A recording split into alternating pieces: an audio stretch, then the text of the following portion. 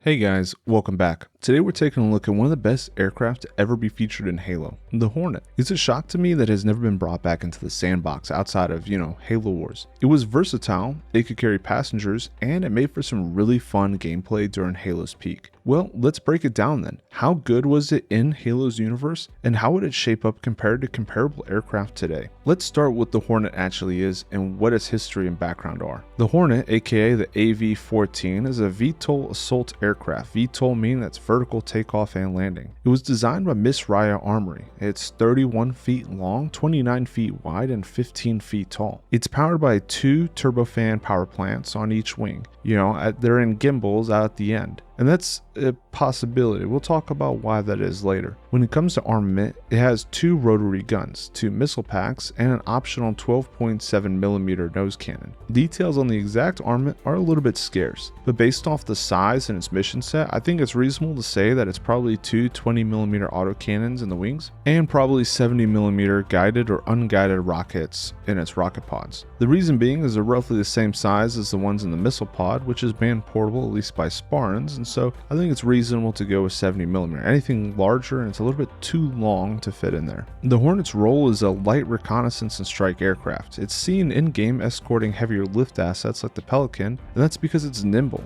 and has a very impressive weapon loadout for its size. Its only true weakness is that it's lightly armored, but even that can be mitigated. Using intelligent tactics like terrain masking, flying at night, all that can be used to ensure the safety of the crew. So what do we have today that can be compared to them? Well, there's a few different options out there. The closest both in mission set and size in my opinion would be the AH6 Little Bird.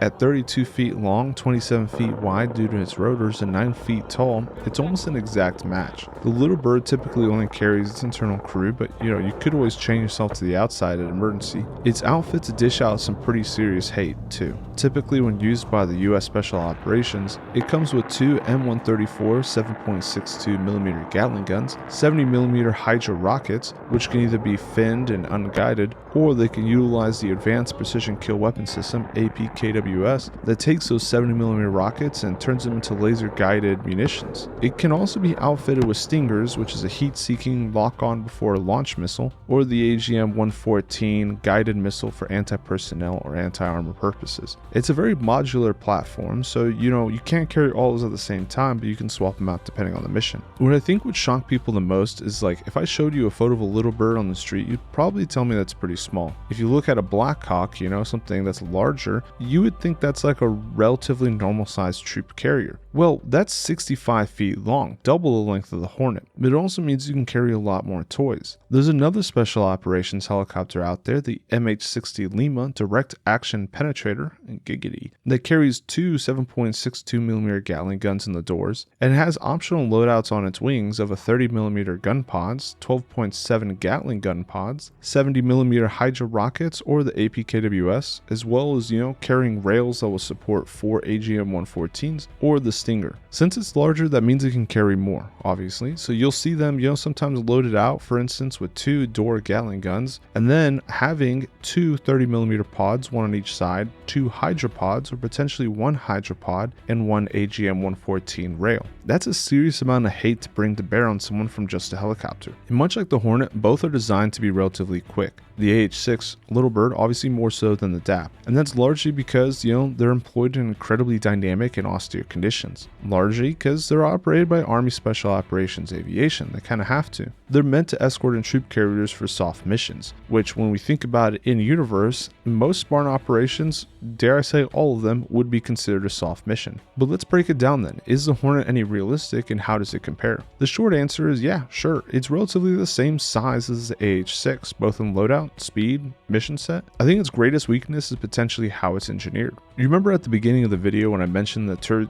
had 2 turbofans on gimbals out at the end of the wings? Yeah, well that's not a great idea. See, the reason being is if you lose an engine, you'll be producing thrust at the farthest distance from the Hornet's center of gravity. This is what we would call a moment in engineering. And if you think about it from a common sense perspective, unless you have an opposite force on the other side of the CG, the center of gravity, it's going to want to roll uncontrollably if it has an engine out. that's probably going to kill the crew. And by probably, I mean without a doubt. But there's not necessarily doom and gloom for the sake of, idea of a Hornet. Let me explain. If you look at other tilt-rudder, craft like the V-22 family, many of them have their engines mounted on the fuselage and they use gear shafts to power, the rotors out at the end. See, in this way, the Hornet could have two engines like the Falcon or the V-22 on its body. It would use gear shafts then to turn the turbofans all the way out in the gimbals. That means if an engine fails, the other will turn both of them, but it's only supplying half the rated power because you have one of two engines. So sure, you may not be flying very fast or far, but at least you wouldn't be tumbling out of control to your untimely demise. Likewise, this would also hopefully free you up to roll the engines all the way forward, much like V-22s. Using turbofans in that configuration, you would travel much faster than a Little Bird or DAP.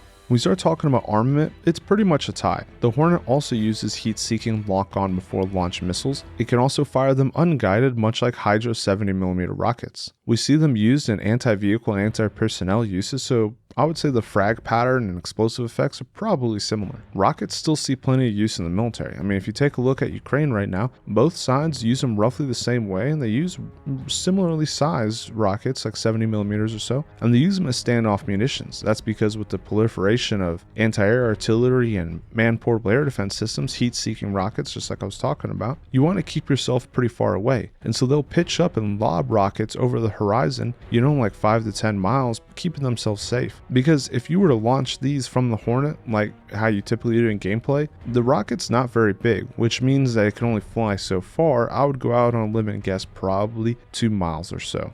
The only difference you'll see between the Hornet and US aircraft is the fact that the US loves to rely on precision, preferring it greatly over saturation. And that's why the APKWS, the Advanced Precision Kill Weapon System, has been grown in popularity and adaptation on US aircraft. It's a laser guided rocket. Even though it's a small rocket, it's still laser guided, and that means that instead of having to shoot a bunch of them, you could use one or two to engage a group of packs, and it would be very effective. Now we talk about like the DAP, how that compares to the Hornet. Well, obviously it outclasses it, and that's because it's much larger. It's meant to really run through walls, so legit operators can kick down doors, kick ass, and potentially chew bubblegum. The last thing I'll stop my foot on is the fact that, and I've talked about this before, Halo really does not use guided munitions very often, and that is 100% due to gameplay isms. It's probably not very fun to be staring at a sensor pod on your Xbox guiding in a laser guided munition, but that lack of ability means that you don't have access to tools like the AGM-114. That missile, the Hellfire, is capable of destroying a Scorpion in one shot, without a doubt. And something like the MH60 Lima and the DAP, that can carry 4 or 8 depending on the mission. That's a serious amount of hate to bring to bear. Overall though, despite the differences in size and weaponeering, the Hornet is actually a significantly incredible platform, minus the small engineering stuff. And the fact that it has 2 engines is an improvement over the AH6 Little Bird because it only has 1. 2 engines, that's a lot of survivability in combat. Its armament is roughly similar, and you can have a beefier loadout with the MH60 Lima, the DAP,